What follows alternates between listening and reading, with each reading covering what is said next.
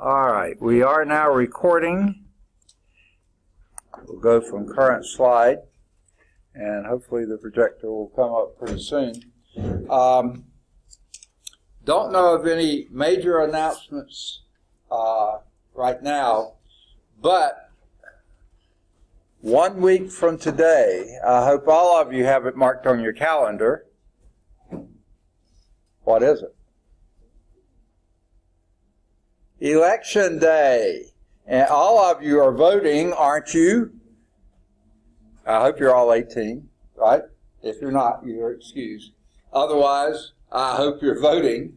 And because I teach until 7:45 on Tuesday and Thursday evenings, there's no way I can vote on my way home. So I've got to vote on my way in Tuesday morning, 1 week from today, and I'm hoping there's a big crowd there. I'm going to try to get there as early as possible, but if there is a big crowd, I know it's a big ticket, so I may be running a little late getting here. I hope not, but it could happen. So Cameron's here.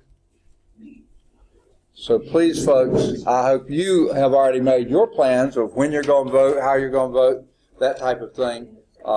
And please plan it. Don't just say, oh, I'll get around to it.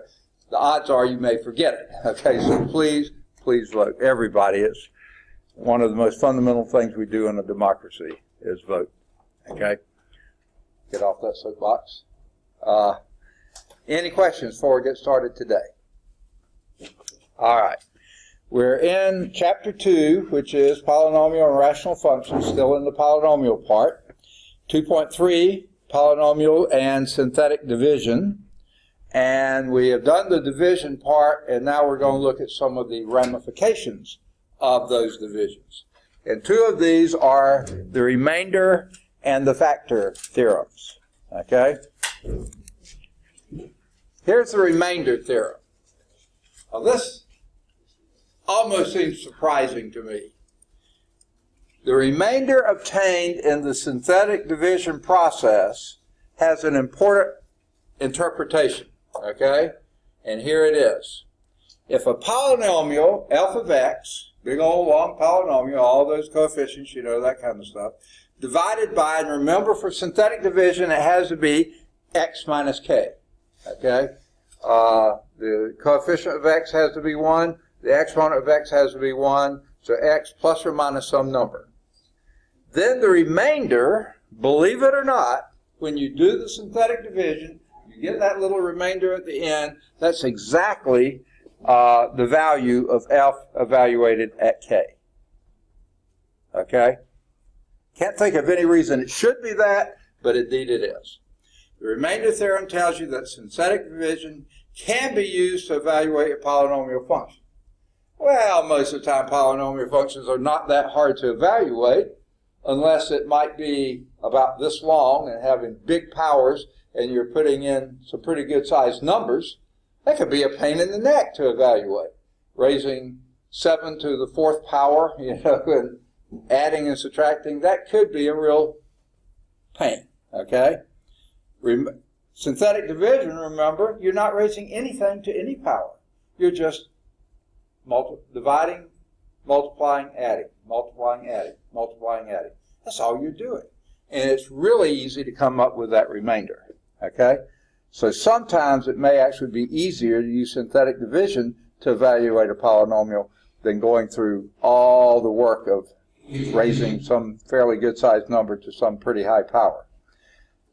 That is, to evaluate a polynomial f of x when x equals k, divide f of x by x minus k, which in synthetic division is just k into those coefficients. The remainder will be f of k, and we'll do that in example 5, since Tegan snuck in and tried to get by me. Okay. There you are. Anyone else come in since I called roll? Okay. So here's example 5. Use the remainder theorem to evaluate f of x equal 3x cubed plus 8x squared plus 5x minus 7 when x equals negative 2. Okay? So what technique are we going to use? You could plug and chug, or you could use synthetic division. How would you use synthetic division? Let me get my pen set up. Okay. Before I do that, what goes outside the house? Negative 2. Okay? Remember, if that was written the other way, it'd be x plus 2. Okay? But we always, if it's written that way as a factor, negative Evans, right? Okay. Okay, good deal. Anyone else come in since I called them? Okay? So negative 2 goes outside the house, and what goes in? Though there's no house here. 3, you said? 8, 5, negative 7. Okay? Is that enough numbers? What's your maximum exponent? 3. How many numbers you got there? 4. You always need one more than your maximum exponent. So yes, we have enough numbers. So now we skip a line, draw a line. That's my little rule. I've never seen a book write that for obvious reasons. And then you do what? Bring down the 3, then multiply. What does that give you? Negative 6. I can't talk today. Okay, negative 6, and then you do what? Add, and what do you get? 2, and then negative 4, then 1, then negative 2, then 9. Negative 9. Okay? Do you think that f of negative 2 is equal to negative 9? Let's see. It doesn't seem like there's any reason it should be, but let's see. Let's plug in f of negative 2. Put in the x equal to negative 2 there, and that would be 3 times a negative 2 cubed plus 8 times a negative... Oh. You must have been thinking really deeply. No, I'm just kidding. Okay. I think when I press on this, it does something. I don't know what. Negative 2 squared plus 5 times a negative 2 minus 7. Okay? So 3 times. What's negative 2 cubed? Negative 8. Okay? Plus 8 times what's negative 2 squared? 4. What's 5 times negative 2? Negative 10 minus 7. Okay? And this will be minus 24 plus 32 minus 10 minus 7. Okay? Let's add let's add minus 24 and minus 10. That would be minus 34 plus 32 would be minus 2. Minus 7 is minus 9. Now, which was easier? Synthetic division or plug and chug? They're both pretty easy, but I think synthetic division was easier. I didn't have to raise anything to a power, and I didn't have big numbers to add or subtract. Everything worked out pretty easy. Not always will it be the easiest way. Sometimes it's really, really easy to plug and chug. But other times like this, synthetic division is far superior. A lot easier, I'll put it that way, and you get the same answer. Does everybody see that? Nice little technique or tool that we can have. Let's see how they did it. Let's erase what I got. Anyone need this up a little longer? No? Okay. So let's see what they do. Using synthetic division, they do theirs a little differently. The minus 2 on the outside. Then they put the coefficients 3, 8, 5, and negative 7. Then they started the process and brought down the 3. Skip a line, draw a line, brought down the 3. Negative 2 times 3 is negative 6. 8 minus 6 is 2. Negative 2 times 2 is negative 4. 5 minus 4 is 1. Negative 2 times 1 is negative 2, and negative 7 minus 2 is negative 9. I like to block that off, showing that is the remainder. We really don't care about the coefficients in this one. This isn't a factor, so we really don't care too much about the coefficients. But if we were looking for the quotient, there's the quotient. Tell me what the quotient would be.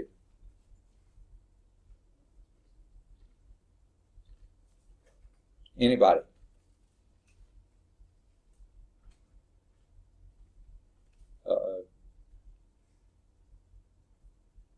That was last week. What's the quotient when you divided x plus 2 into that polynomial there? What would your quotient have been?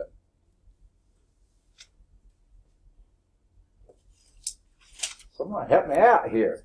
Oh, and by the way, this was up here on the podium. I don't know if anyone left the book here, a notebook, but it was up here on the podium. I moved it to the table. When you divide this, x plus 2, into that, this is how you do it, remember. This stands for,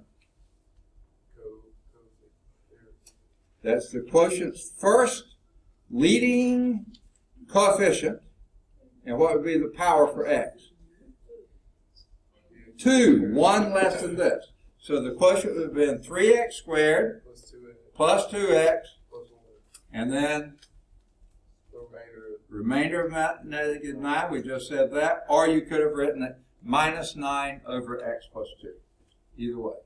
Just trying to encourage you not to forget what we did last week. Okay. I know it was a long time ago. All right, any questions? All right, because the remainder is negative 9, we say our contention by the remainder theorem, the remainder is equal to f of k. So when you plug in f of minus 2, you should get minus 9. That means that minus 2 minus 9 is a point on the graph. There's an easy way to get more points. Rather than having to plug in, just do some quick synthetic divisions and you get points on the graph. And you can check this by substituting x equal negative 2 in the original function, which they proceed to do, just like we did. 3 times negative 2 cubed plus 8 times negative 2 squared plus 5 times negative 2 minus 7. And that gives us, Tyler is here.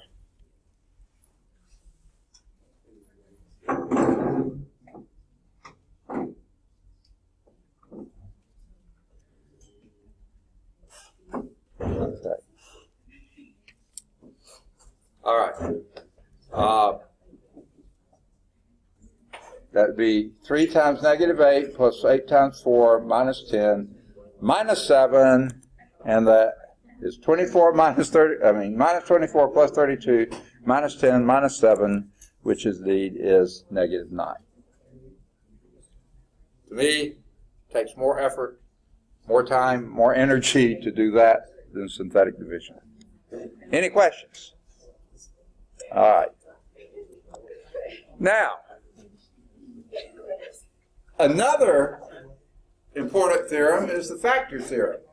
And basically, I think we've already hammered around this one enough, but we haven't stated it as a theorem. A polynomial f of x has a factor x minus k if and only if that f of k is equal to 0. Okay? And we've never expressed it that way, but indeed it is. Well, we sort of did. Remember, if f of k is your remainder, if the remainder is 0, then that means this is a factor.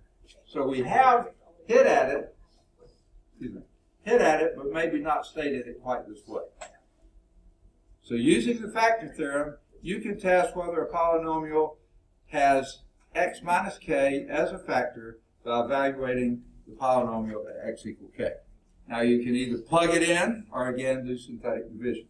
Usually synthetic division is easy. If the result is 0, if that remainder is 0, x minus k is a factor. And we've said that from almost the beginning. Okay? So if it's a factor, you have just proceeded to factor maybe a really difficult to factor polynomial. I want to go and close this so I won't be bothered with down the hall any more than I am. Okay. So here's example 6. Show that x minus 2 and x plus 3 are factors of this polynomial, 4th degree polynomial, quartic polynomial, and then find the remaining factors of that f of x. So how would you do this? There's actually 2 ways to do it. How would you do it?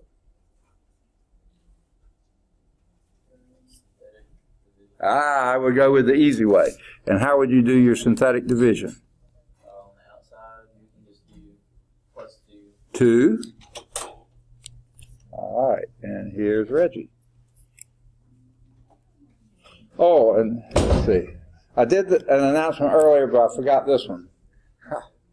Believe it or not, folks, I have finally finished grading all your tests, or at least everything that you turned in. And I am not certain if some of you are going to come back and finish a problem or 2, or 3 or 4. So I don't have the grades on Blackboard yet. Sorry about that. Here's my sad, sad song. We're still trying to get spring schedule hammered out. I know people are already registering for it, but it is really a big mess. And we're changing so many things, how we're doing developmental math, how we're doing developmental English, how we're doing Math 100. It changed this term, and now it's changing again for the spring, and everything is topsy-turvy. We don't have it all hammered out yet, and I'm working on that just about every minute that I'm in the office. So I'm not grading papers, but I'm having a lot of students come in for advising and tutoring and stuff. So I'm just way behind. I've only got this many more papers to grade, and as soon as I get these graded, I will then be able to get some grades on Blackboard. So when I do get the grades on Blackboard, if you don't see a grade there, that means I'm not sure if you finished your test or not. You can come see me, and I'll tell you whether I put your grade in the book or not, because I didn't want to put a low grade in if you're going to come back and finish it. I didn't want it to be discouraging. All right, you were telling me 2 goes on the outside. What goes on the inside? 2, 7, negative 4, negative 27, and negative 18. Is that enough numbers? Tell me. Yes, because the maximum exponent is 4. This is 5. We got enough numbers. Okay? Not missing any terms. Then what do? Skip a line, draw a line, and do what? Bring down the 2, 4, 11, 22, 18, 36, 9, 18, ding, ding, ding, ding, ding, 0. So indeed we have shown that x minus 2 is a factor. Okay? You could have done long division was another option. You could have plugged in x equal 2 into your polynomial to see if you get a result of 0, to see if that's a 0 of the function. This, I think, is the easier way. Now, how do we determine if x plus 3 is also a factor? Do we start over?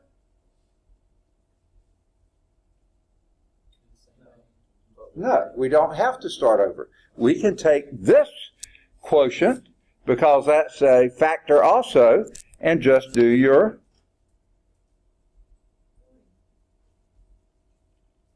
okay.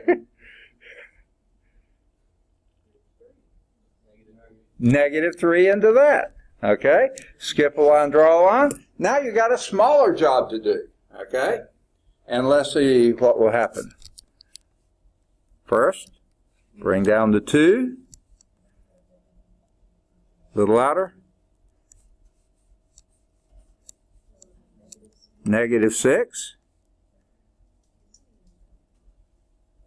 Help me. 5. Negative 15. 3. Negative 9. Ding, ding, ding. We have another winner. Okay. The remainder is 0. that's a factor. Okay? So x minus 2 is a factor, x plus 3 is a factor. It says now we find the remaining factors. What does that last row tell you? What does that represent? The quotient. And you tell me what that quotient is. 2x squared plus 5x plus 3. Now, since that's a quadratic, what might we be able to do? We hope we can. Factor. So let's see if we can factor that. Now, what's the only possible factorization for 2x squared? Bless you. 2x times x. Okay? And where do we look next? Sign of that last term is positive, which tells you what about these two signs? They have to be the same, and they happen to have to be positive also because the middle sign is positive. Alexis is here. Okay. So this is a plus and a plus. Now what's the only possible factorization of 3? 3 and 1. We don't know which way, so let's just write 3 and 1 and check and see if that works. 2x times x is 2x squared. That works. 2x times 1, 2x, plus 3x is 5x plus 3. Yes, that's the final factorization. Okay? So now we found the remaining factors, 2x plus 3 and x plus 1.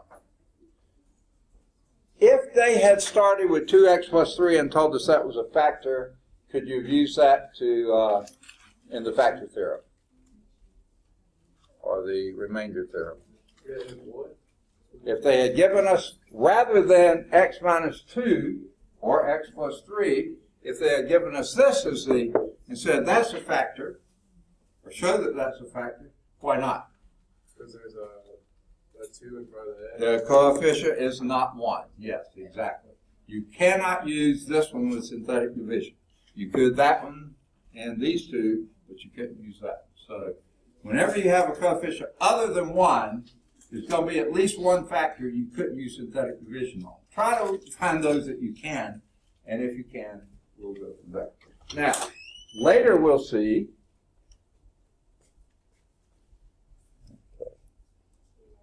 okay, got it.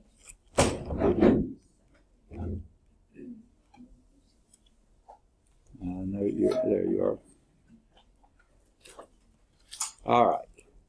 Anyone else come in that I didn't acknowledge you and mark you in this? Oh, yeah, he did. Okay, Ryan's here. All right. Anyone else? Okay. So, any questions on example 6 before I erase? Then we'll see how the book did it, or how the slideshow did it. So let me erase these.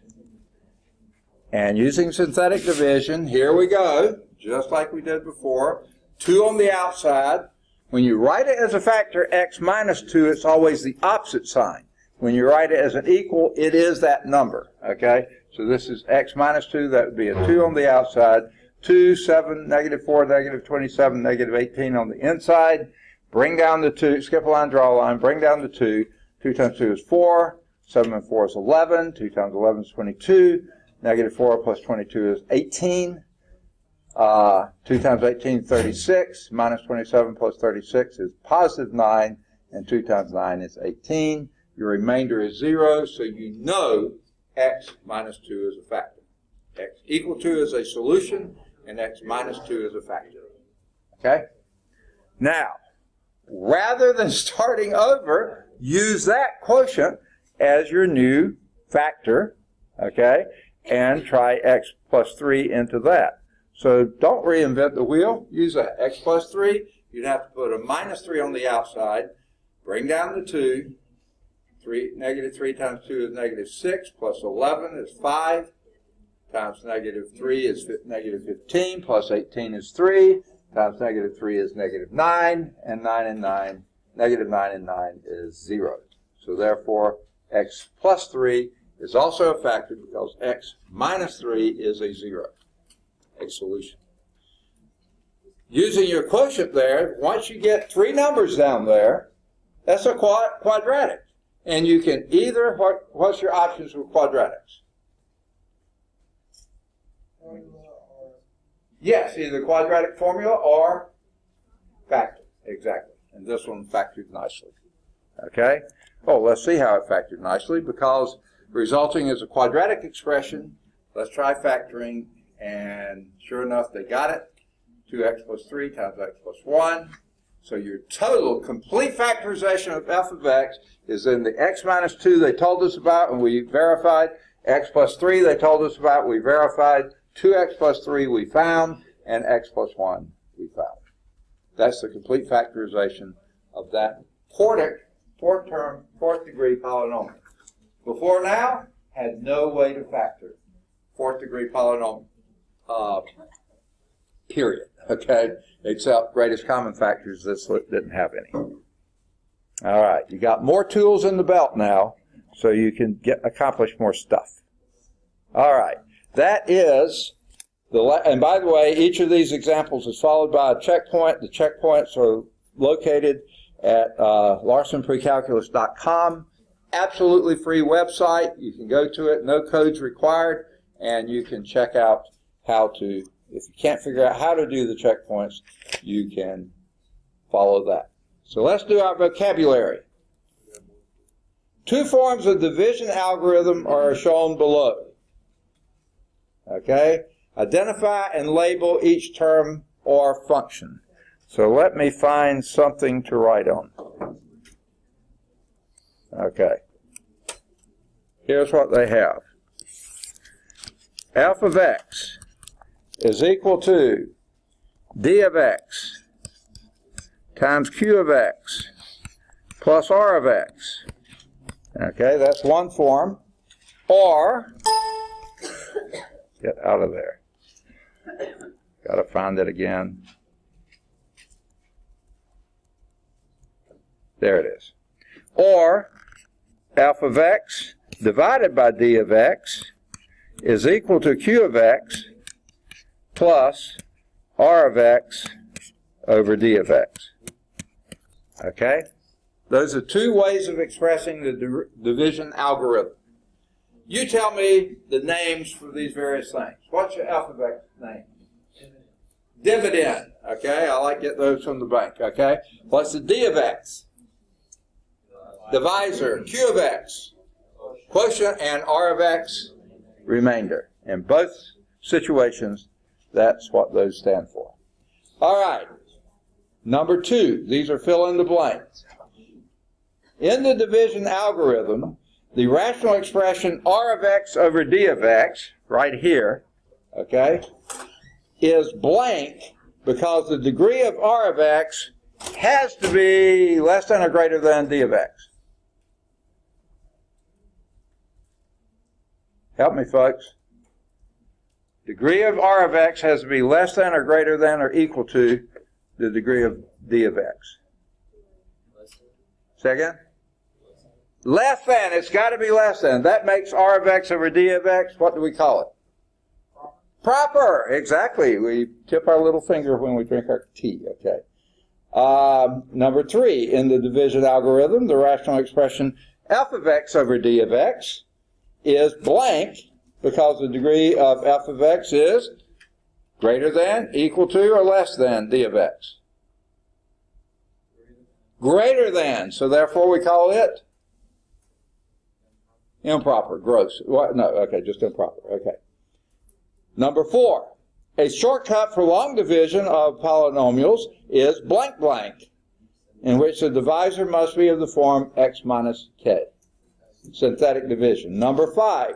The blank theorem states that a polynomial f of x has a factor x minus k if and only if f of k is equal to 0. That's the, what? That's the remainder theorem, okay? No, I'm sorry, that's the factor theorem, you're right. And then 6 is the blank theorem states that if a polynomial f of x is divided by x minus k, then the remainder is r is equal to f of k. That's the remainder theorem. All right, homework exercises. Due number 7 is at calcchat.com, another free website. Due number 9 is at calcchat.com. Then do any of the odds 11 through 23. They're all at CalcChat. 19's at CalcView, another free website. Then do any of the odds 25 through 33. They're all at CalcChat. 27's at CalcView. Then try any of the odds 35 to 43. They're all at CalcChat. Do any of the odds 45 to 49. They're all at CalcChat. Do either 51 or 53. They're both at CalcChat. 51's at CalcView. Do any of the odds 55 to 61. They're all at CalcChat. Do 63. It's at CalcChat and CalcView. Okay, I should have said it this way. Any of the odds 63 to 69, they're all at CalcChat. 63's at CalcView. Do any of the odds 71 to 75, they're all at CalcChat. 77 or 79, they're both at CalcChat. And then any of the odds 80, do 81, it's at CalcChat, should be. There's a true false, 2 of them, 83 and or 85. They should be at CalcChat. And then there's a couple, one to think about, 87. Give that a thought or two. 89 is one of those error analyses I really don't care for too much, but you might find it fun to do. And then 91 is an exercise you probably can do. And 93 is another one to think about doing. All right, those toward the end, you decide whether you want to do those or not. They're all at CalcChat. All the odds should be at CalcChat. All right, that finishes 2.3. Now, I did pass out to all of you last time the quiz, right? All of you that were here. Some of you were not here, right? Let me get those to you so I won't forget to get those to you.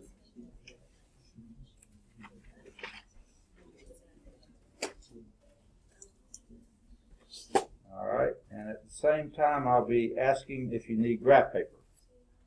Anyone who did not get a quiz, do you need graph paper? You got some?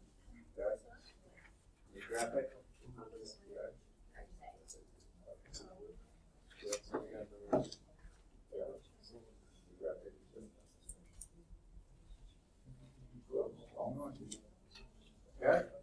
Need graph paper? Okay.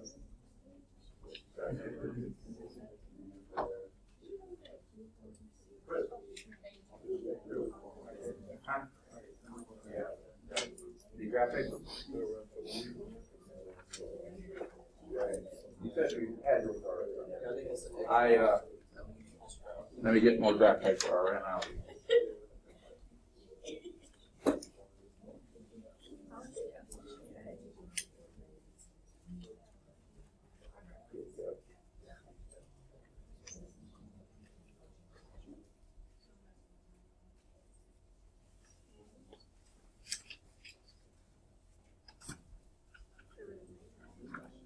Did I give you graph paper?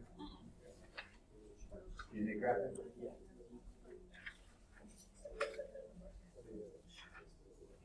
You need graph paper? Sure. You graph paper? This is, what is this? What's that? What is this? When is this? A week from today. Anyone else? Okay. You can take longer if you need it, but that's for the target date. All right, anyone else need a quiz? All right, it goes through 2.3, and as I told you before, we hadn't done enough for you to do number 12 last time, but now we've done it. So. All right. Now,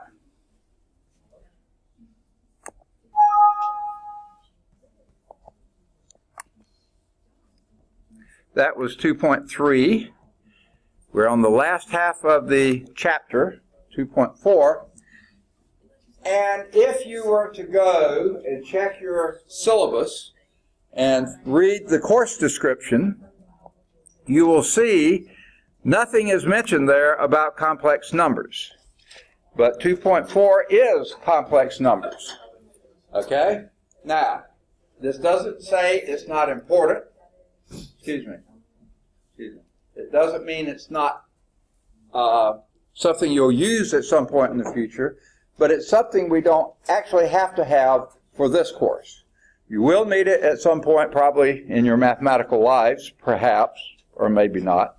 So I'm going to do a quick slideshow. I don't do anything quickly, but I'll do a slideshow and I'll introduce complex numbers to you. And the main reason is they sometimes do pop up. Walt, right? Oh, no. Okay, Jalen. Okay. I know you're in here. Okay. Did you get a quiz last time? Chapter 2 quiz? Okay. Do you need graph paper? Okay.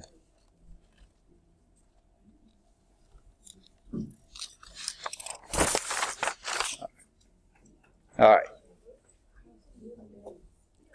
So let's give a quick look at complex numbers. And one of the reasons they come up now is that what were the two ways to solve quadratic equations? We said it a couple times now.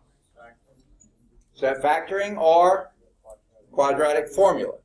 Now that quadratic formula has in it a radical, right? Okay? Square root of b squared minus 4ac.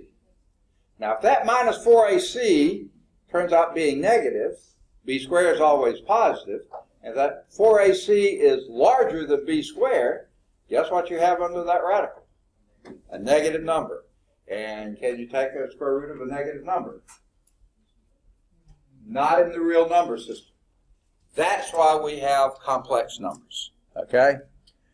So you can deal with situations like that. And since you will run into them, this just opens you up to it. Going to introduce you to the imaginary unit, little I, okay? And we'll write some complex numbers. Okay, we're not going to focus on it too much, but just get you used to it. I'll show you how to add, subtract, and multiply complex numbers. Notice we didn't say anything about division yet. Okay? We'll use complex conjugates. Anyone remember what a conjugate is? If A plus B is your entity, what's its conjugate? A minus B. Okay? Remember, when you have difference of two perfect squares, they factor into the conjugates, right? And when we do radical numbers, radical numbers, we often use the radical conjugate, okay? So complex conjugates will be able to do division then, quotient of complex numbers in standard form. And finally, we'll find complex solutions to quadratic equations, though we're not going to do a lot of time on this. I'll try always on your test to avoid the ones that have complex solutions. Okay? Most of the time we throw them out anyway, so let's go. Let's start with the imaginary unit I. Now I is used for a lot of things in mathematics. It's sort of unfortunate. It's the unit vector on the horizontal, x-axis. We use I for that, but it's always bolded. This is just a little symbol I. Excuse me. Okay. Excuse me. All right. You've learned that some quadratic equations have no real solutions, right? X squared plus 1 equals 0. Can you give me an x that you can plug in here and square it, add 1 to it, and get 0? Not in the real number system. Give me a negative number. When you square it, it becomes positive. Okay? Add 1 to it, it's even more positive. So there's no way that will ever be 0. Even if x is equal to 0, 0 squared, sure enough, is 0. Add 1 to it, you got 1, not 0. Okay? No way you will get a solution for this in the real number system. Okay? No real number x that when you square it will produce a negative 1. Do it this way. Subtract 1 from both sides, x squared equals negative 1.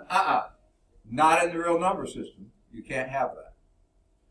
To overcome that deficiency, mathematicians created an expanded system of numbers, and we used the imaginary unit to be exactly that thing we were looking for. I, and here's the definition of I, excuse me, it's the square root of -1. I is the square root of -1. Now, what would happen if you squared this? I squared would then be -1. So then x squared is equal to -1. The answer must be I. Okay, because I squared is -1. Now, let's take a little step backward down memory lane. Okay? When you first started playing around with numbers, what's the first thing you did? You counted them. And we called them then the counting numbers. Another name for that is the natural numbers. 1, 2, 3, 4, 5, 6, 7, 8, 9, 10, blah, blah, blah. Okay? Later we added another number to it, but it really wasn't much of a number. Had no value at all. What did we add to the counting numbers? 0. And that made a new set called the whole numbers. The counting numbers, or the natural numbers, plus 0 became what we call the whole numbers. Well, at some point then, we decided to have some negative numbers in there too. So we took all these counting numbers, natural numbers, and put a minus sign in front of them. And what did that give us? A new set called the integers. Okay? Now, later we started saying, well, we know how to add, subtract, multiply, and we liked using those integers. We liked even better than just the natural numbers, but we could use the integers. But when we went to dividing, we came up with some fractions. So that introduced another set of numbers called rational numbers. And what a rational number is a ratio of any two integers, as long as the bottom one is not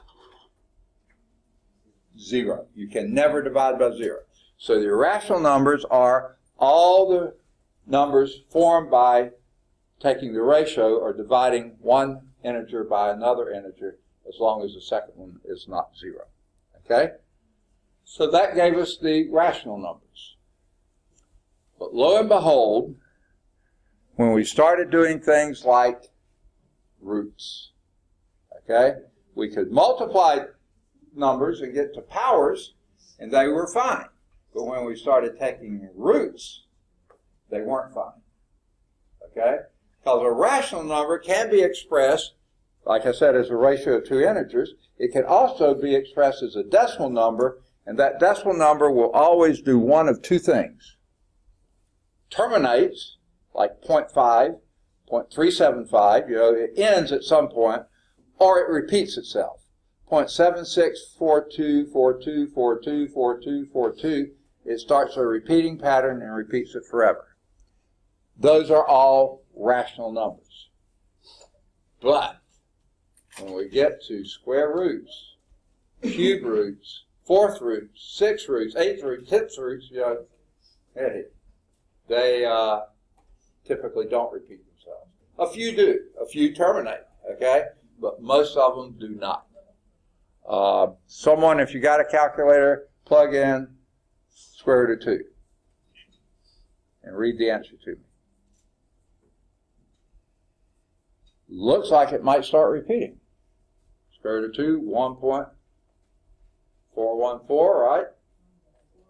But then what goes after that?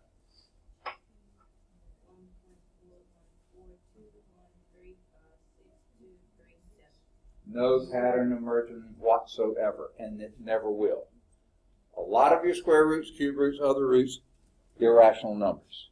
Cannot be written as the ratio of two numbers.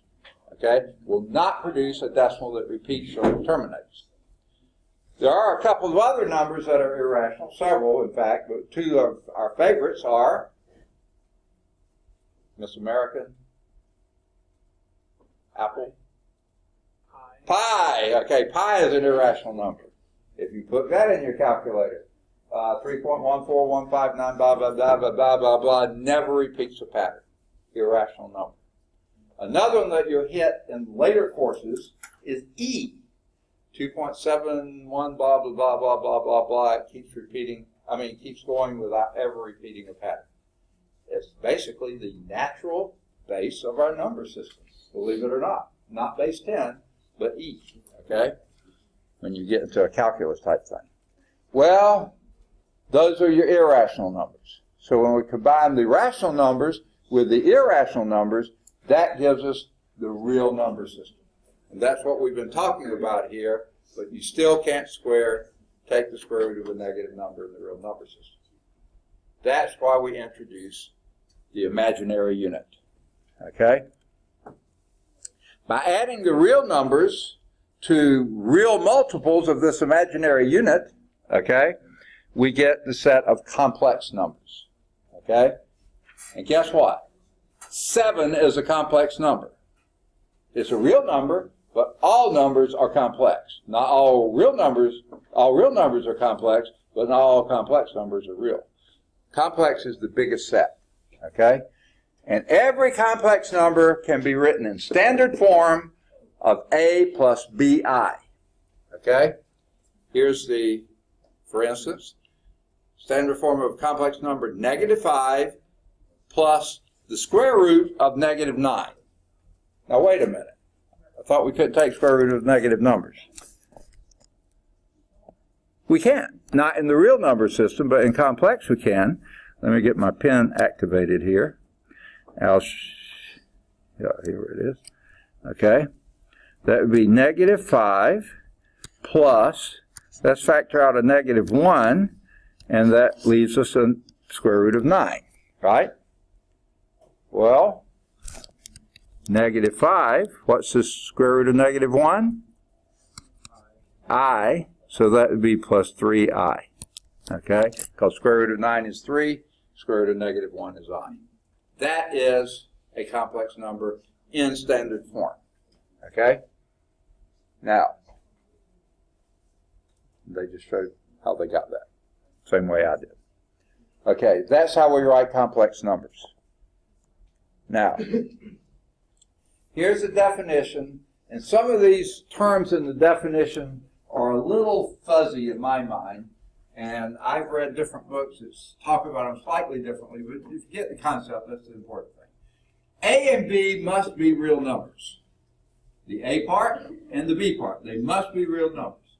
Then the number A plus BI is not a real number. It's a complex number. And by the way, A and B are complex numbers too, but they're real numbers as well. A plus BI is a complex number, and it's said to be written in standard form if you write the real part first and the imaginary part next. The real number A is called the real part, and the real number B is called the imaginary part. And that's the part I really don't like. B is a real number. It's not imaginary, but they call it, in this book, the imaginary part of the complex number. I call BI the imaginary part because it has the I in it. In different books will phrase that differently, but they say the number B, the real number B, they say is the imaginary part of the complex number. When B is equal to 0, then the number A plus BI is just a real number. Any real number in the world. Rational, irrational, positive, negative, fraction, decimal, it doesn't matter. Okay? When BI is not equal to 0, the number A plus BI is called an imaginary number. Okay?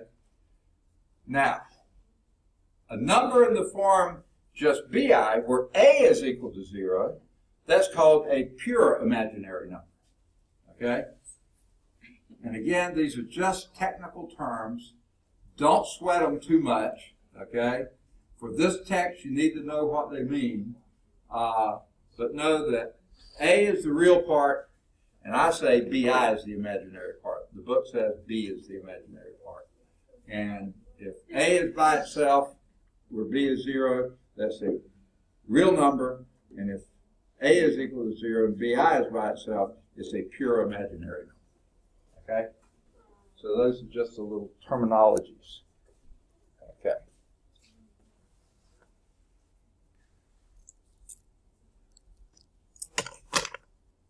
All right. Now, this is what I was describing before. The set of real numbers is a subset of the set of complex numbers. Complex numbers is the biggest set of numbers we have. I don't think anyone's ever done anything beyond complex numbers. It's made up of real numbers and imaginary numbers. Okay? Imaginary numbers being anything in the form a plus bi, where b is not equal to 0. Okay?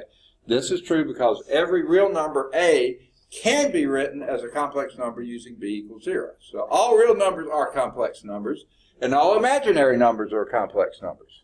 Okay? Complex is the big overall umbrella set. That is, for every real number, you can write a is equal to a plus 0i. Hey, our 10 o'clock scholar. Good deal. Okay, Ashley's here. All right. And let me just say it again. I know at least one person's left, but let me say it since everybody's here now. I don't know if anyone else is coming in, but two things. Number one, I do have all of your, finally, test graded, but not everybody answered all the questions. So, and I don't have them in Blackboard yet, so you can't even tell this. But if you do want to see your score, you certainly can come see me, and I'll find out from you if you're planning, if you left any blank, if you're planning to come back and answer those. But number two, and I said this early on, but not nearly everybody was in here. Next Tuesday is Election Day, okay? And because I teach until 7:45 on Tuesday and Thursday evening, there's no way I can get home to vote after class. So I have to vote on my way in, and that may run me a little late. It shouldn't, but it may. If the polling place is really, really crowded and they're really slow getting started, which most of the time they're not, then I might be a little late getting here. But because we don't start till 8:30, I surely should be here in time. But in case I'm not, don't go anywhere. I will be here. Knock on wood. Okay. Now, one of the first things way back, I don't know if you remember doing this, you talked about whether two numbers were equal. Well, we talk about that with complex numbers as well. Two complex numbers, a plus bi and c plus di, when they're written in standard form, are equal to each other. In other words, we say a plus bi is equal to c plus di if and only if a is equal to c and b is equal to d. You can't fudge them around any. They've got to be identically the same real parts and identically the same complex parts, without any exception. That's the only way two complex numbers can be equal. Okay? Just a little note there. Usually don't run into any problems with it. Now let's talk about the operations. What operations do we have for major ones? Addition, subtraction, multiplication, division. And we're going to talk about the first three to begin with. In fact, the first two to begin with. To add or subtract two complex numbers, add or subtract the real parts, add or subtract the imaginary parts. Do them separately. Excuse me. Just think of imaginary numbers as complex numbers. Think of them as binomials. Two different terms. Okay? And you can't add terms that are not like terms. You can only add those that are or subtract those that are. So just think of them that way. Add the real parts, add the imaginary parts. Subtract the real parts, subtract the imaginary parts.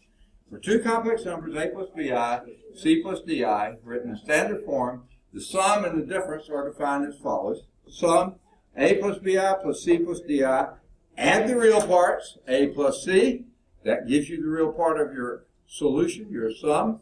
And then add your imaginary parts, b plus d times I. And that gives you your imaginary part. If you're taking the difference, it's just like subtracting binomials. A plus bi minus c plus di. Take this minus sign, distribute it inside. A minus c is the real part. B minus d times I is the imaginary part. Just like adding or subtracting binomials. Add like terms. Your real part, your imaginary part. Think of those as your like terms. Okay. Question?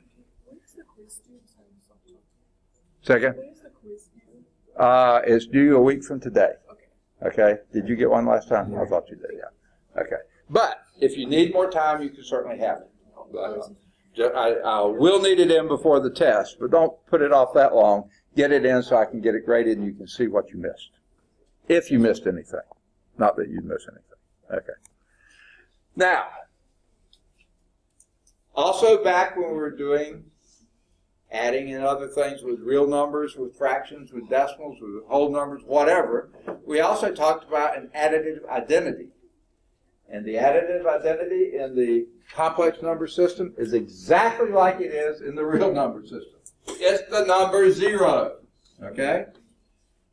Now, in addition to that, the additive inverse is very similar to, if you have a plus bi, the additive inverse is minus a minus bi. Okay? In other words, negate that binomial. Minus a minus bi. Because when you add this to that, a minus a is 0, b minus b times I is also 0. So your additive identity element is this number 0. You don't need an imaginary part in it. It doesn't need one. It's just the number 0, and that's what you get when you add the additive inverse to the number. Okay. All right. I think we can probably do these fairly quickly. I'm not going to be testing you over these, but let's just see if we can do this. What would you say that is? 4 plus 7i plus 1 minus 6i. 5. 5 plus I. Add the real part. 4 and 1 is 5. Add the imaginary parts, and that just gives you I.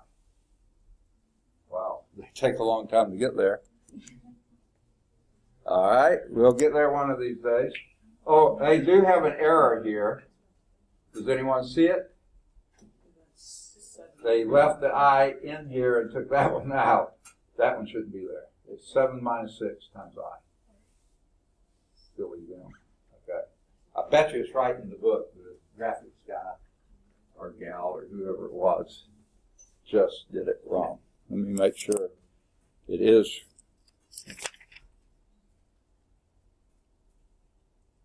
Yeah, it's 7 minus 6i.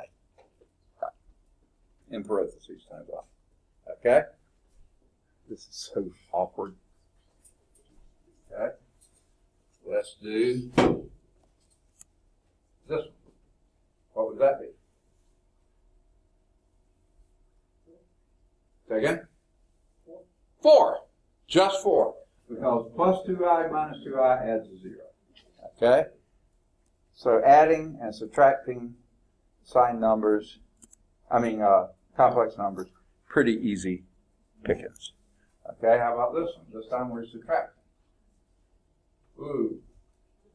Take your time on it.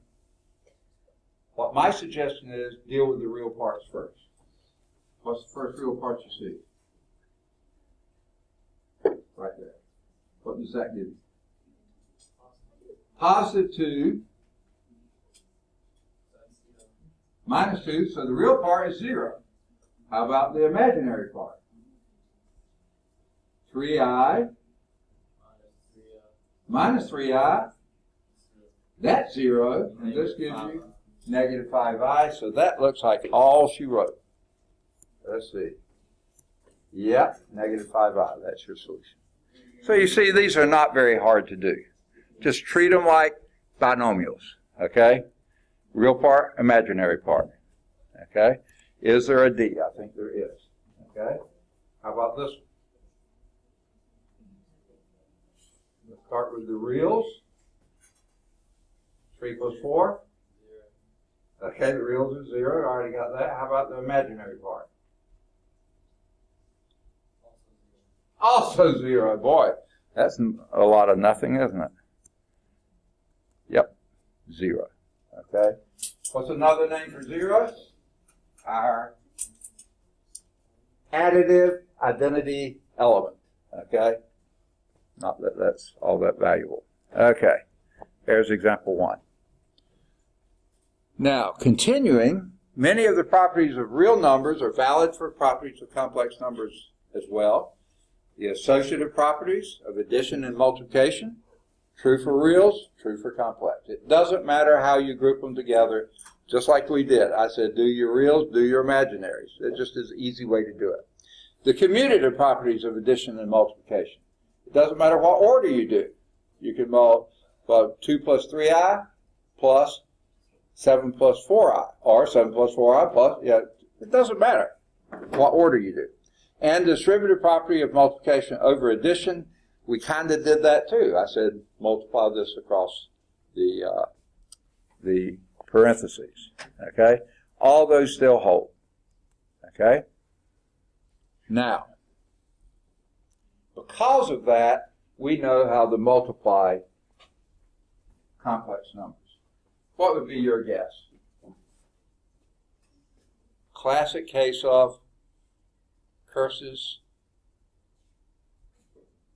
foiled again. It's just falling. First, A times C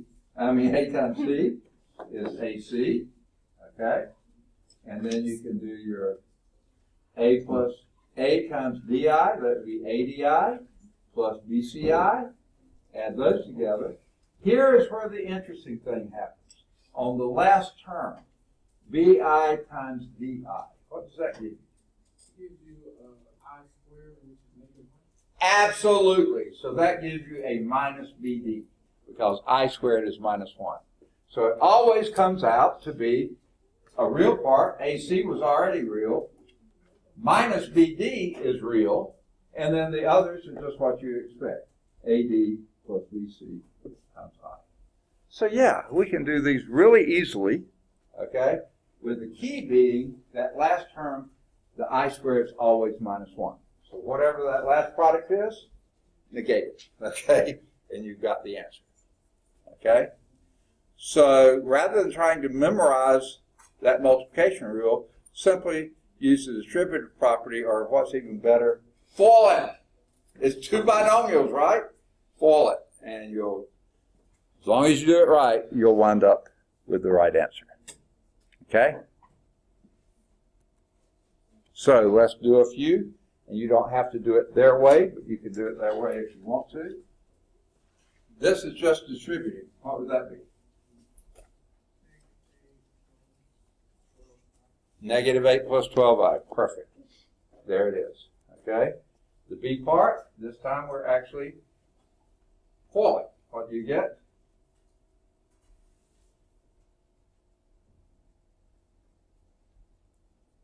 Do the first one. 8. Do the last ones now. Misspell FOIL. Do it flowy or something like that. Do the last one. What does that give? Second? 6i. 6i. No, the last. The last. Oh, I squared.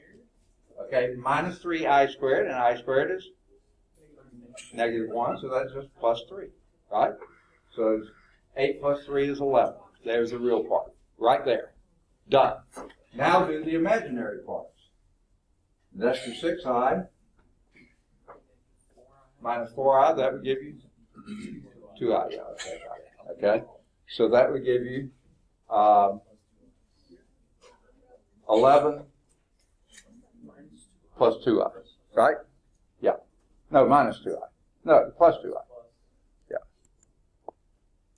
I can't retain it in my head too well, but it's pretty easy to 11 plus 2i. Without doing all the steps, just remember, these give you real parts, these give you real parts. You just have to change the sign of that. Add those together. And then these give you your imaginary part, that gives you imaginary. Add those together. Really easy, without having to do all the steps. But don't sweat it. If you want to do the steps, do the steps. That's fine too. Should I stay over there? Is there another? Okay. Oh, yep, there is one. Sorry about that. What does that give you? Anybody? 9. Second? Okay, you got a minus 6i, plus 6i, 0, right? And then, say again, plus 4i squared, which is, minus 4i squared, which is plus 4. 9 plus 4 is 13. Hey, how are these two related to each other? One is a minus and one's a plus. We call those conjugates of each other. Just like multiplying a plus b times a minus b, that gives you a squared minus b squared, which is a real nice, simple difference of two perfect squares. If you multiply the conjugates of complex conjugates together, you get a real number every time. It's just the real part, 9. And when you multiply these together, you get plus 4i, or minus 4i squared, which is plus 4. So 9 plus 4 is 13. Right there. It's just those two because the complex parts add to 0. Okay? Now, they did it by, I should have stayed over there, sorry. Okay? 9 plus 4 is 13. Okay? So you can shorten this process a lot, especially if you have conjugates of each other. Really easy to do. Complex conjugates, by the way. Okay? Here's a D1. Now, this isn't the same as a conjugate. This is actually a square of a complex number. Do you think that's going to come out real or imaginary or complex? It's going to be complex. It will be. Only multiplying conjugates together do you get reals. Okay? I want to say that. So this is the same as just multiplying by each other. So let's do the real parts. 9, then do this one. And what does that give you? Negative 4, so that's going to give you 5 for the plus part. And then this gives you 6i plus 6i, that's going to be 12i. So you don't lose the imaginaries here. You keep the imaginaries, but you still have 9 minus 4 is 5 plus 12i. Okay? Why do I keep moving here? I could just hit my button here. Absolutely nuts. Okay? And they do it this way, which is perfectly fine. And perfectly fine. There we go. 5 plus 12i. Okay? There are shortcuts you can take, but don't sweat them because we're not due. But just remember, I squared is negative 1. Always. Okay. Now, again, I'm just going through these quickly. There are checkpoints here. If you want to do a few more, you certainly can do the checkpoints. We've already mentioned that 2C that we just did was a complex conjugate. And are we going to have time to do any more? Let's just do this slide, and I think we'll be done. In that example 2C, the product of two complex numbers can be a real number. That occurs when the pairs are of the form a plus bi and a minus bi, and those are called complex conjugates of one another. And whenever you do that, every time, it's this squared, a squared, plus b squared. Because the cross terms add to 0 every time. ABI minus ABI plus ABI always goes to 0. And the minus b squared, I squared, is just plus b squared. So a squared plus b squared. Guess what? That was one of those forms you could never factor, right? Now you can. A plus bi times a minus bi. Okay? Not in real numbers, but with complex numbers. So it does have an answer nowadays. And I think that may be all we have time for. I think I've lost a pen. Oh, I see it. Okay. So we'll begin next time with quotients. What chapters did you say? What's that? How should I calculate? They're everywhere. Every section. Every one of the checkpoints. Oh wait, no. Every one of the homework exercises. Yeah, for like. Every section. All the odds are kind of checked, and all the ones that are in bold or red. Yes, sir. Yeah. Can I have their phone? Oh, you didn't get it? Oh, I'm sorry. I thought I asked. Okay. Need graph I like paper? your nails. You need graph paper? No, I know that's why I like that they're Do different. you need graph paper? Yes, sir. Okay. Look, you only get one. See, seems like, yeah, you're trying to get multiple quizzes. Wow. Okay. Thank you. All right. Okay. See my test. What's My that? test. Oh, okay. Right. Okay. I Hang wanted on. to see mine too. Okay. They can throw. All right. Let me get over here where I'm having you. And, oh man, I'm holding slip. Yeah. My knee is stiff. Okay. Who needs them? Let me start from the beginning and call out names, and if you're here, stop me. Okay. Zaria? She No? Yeah. Okay. Cameron? JT? Amanda? That's clear one. no test. Deja? Kiara? Skylar? Jacob? Oh, yeah. All right. Bertram? I need them back. Yeah. Okay. Is this just quizzes or also tests? What's that? Is this quizzes and tests? No, that's just a test. Oh. Yeah, that's the first test. Bertram, Ryan, you left. Jakaya, Walt, Christian. Oops. Here's another page, just to keep it together. Okay, Jonah. Patrick. Did Thomas Earl say? Okay. Oh, Alexis? this is the quiz. That's a test. Oh my! What am I doing?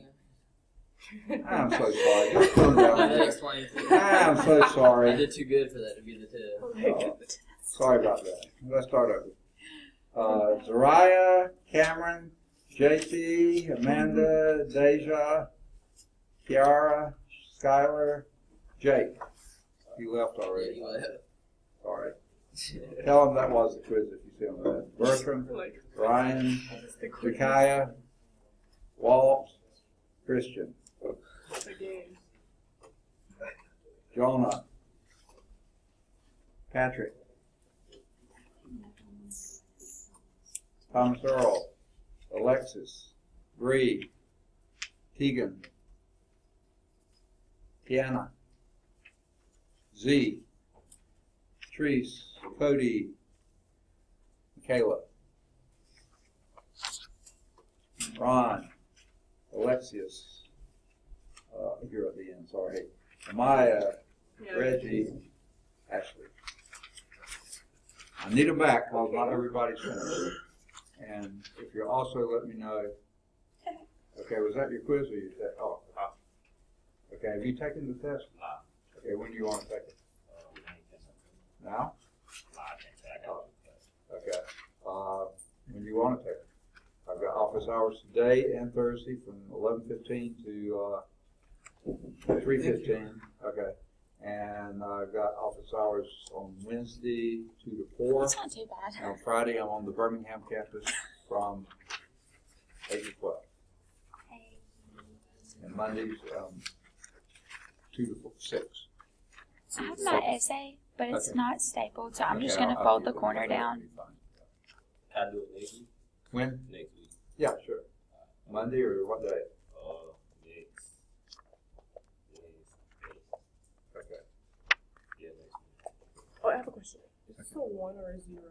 That's a 0. Okay. I Thank you. slash 0, sorry. Okay, and then whenever you get that graded, I want to know what I made, but Okay. no rush. All right.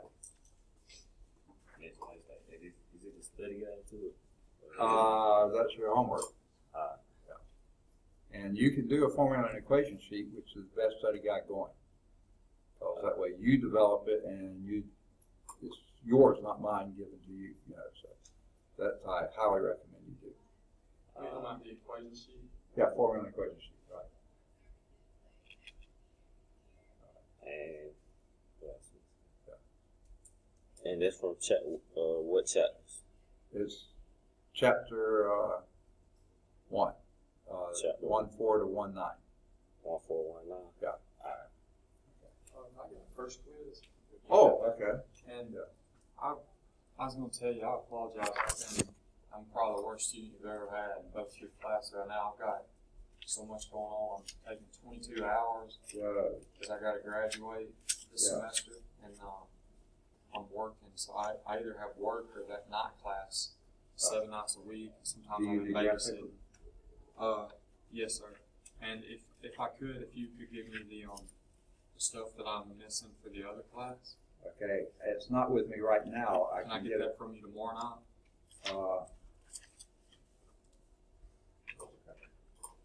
Yeah, I'll have it all there tomorrow night. All right, Consumer assessment. I'll start turning things in. I appreciate you being patient with me. I've had a rough few weeks. Test.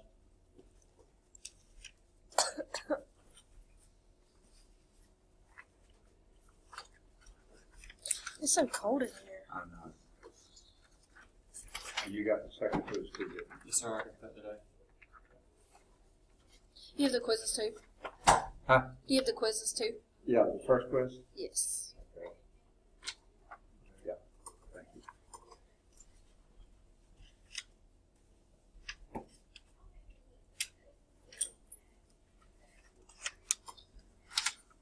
Better than what I thought. Okay. Is people generally been making pretty good on the test? The tests weren't as good as I had hoped they were. The quizzes were pretty good. What is the quiz like? What is your percentages as Okay. far as the grade? What I do, the research paper and the quizzes are lumped together. I drop the lowest quiz score, not the research paper score. That can't be dropped. The quiz score, lowest quiz score. And then I average those together with that lowest one dropped and count that as a test grade. And if that test grade is higher than your lowest test grade, I replace it. So it's sort of there's all the really quizzes only a few together act things like that one are- test. Huh? So really only sounds like just a handful of things go in to make our final grade. Yeah, exactly. Oh yeah, when is the second test? When we finish 2-6, and we are in 2-4 right now. So I'm gonna try to see a woman who helped me with some things last semester. I'm gonna see if I can if she'll help me with this quiz and stuff, and I'll be ready to take the test. I feel like I can grasp this stuff, but I want to be if you're willing, I want to be pretty sure of it before I take Okay. the test, because I'd like to make good. I feel like I can make good. Okay. All right. Well, yeah, just don't let too much time get past. Yeah, I know, that it's you been, are it's in been- a big rush. It's been rough. Last week, or the week before last, my grandfather passed away, so Oh, I I'm was in sorry. Atlanta, and I think that was just what kind of tipped me over. And then last week, I just had just super weird anxiety, and I've never been that way. Like I woke up, showered, and was on my way to class, and I just didn't want to be around people, and just turned around and went home. It's been tough. I went and talked to somebody this weekend. Actually, it's just been a weird funk. I'm never like that. I'm always happy and just no matter what I'm doing, I never dread things. And I know this sounds weird, but my biology teacher, she's kind of mean. So I knew I couldn't miss her class, so I would go to it. Right. And then I was like, I probably took advantage of it. Honestly, I've just been missing too much. But I'm gonna get it together because this is important to me. It might not, my attendance might not show it right now, but it's important to me. So I'm gonna get this stuff done. Okay. I'm nothing to do with it. If you Yes, sir. missing is hurting you. I mean, I don't want you to miss, but you don't have to apologize to me or anything else. It's you who have to deal with that. Yes, sir. I appreciate it. I appreciate you being patient. I'll see you tomorrow night. All right. See you then.